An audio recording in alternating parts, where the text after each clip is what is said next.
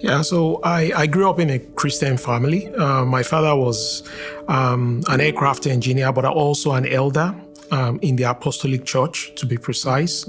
So my consciousness of God is something that has been inherent from childhood. And so I would say that I'd always had that, God consciousness from childhood. So I got into med school and, I was exposed to what you call the campus life. And at that point, I was like, oh my gosh. So there were many things that I've been protected from, and I could see, the evil and things that people get involved in. And I didn't want to be a part of it. I think it was at that moment that was a turning point in my life when I became a member of a fellowship called Believers Assembly. I actually made a decision to serve God. I think I was 20 years old.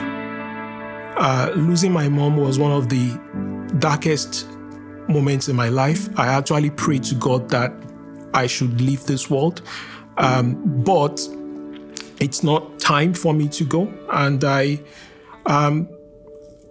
was able to encounter God in a way that I never imagined. I'm talking about in dreams and the encouragement I got outside of myself, within myself, because the Bible says that Christ lives in you. And if the Spirit of Christ is in you, then you belong to Him. And I was able to really experience that for sure. The reality of Christ is not a fable to me. It's not something I need to be encouraged to know about. My knowledge of God is a living reality.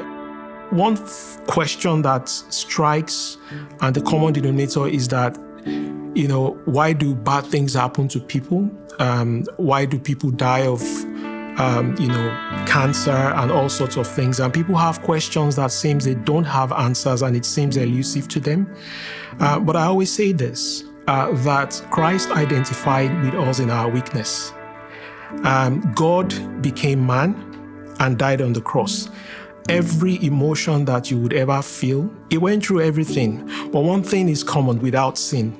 And He hung on that cross to demonstrate His love towards us. And I see myself living in the reality of the love of God. And I'm a testament to that today. I'm ready for death because I have life. And one thing is this, I think salvation is an implicit thing, and you actually have to know deep within yourself that you are saved. It is nobody is going to provide that for you. It's Christ who gave it to you, and you have to be convinced in your heart that indeed you're saved. I believe that He came into this world to save us, to deliver us from, the dungeons of sin and hopelessness. And He rose from the dead, and He is coming back one day.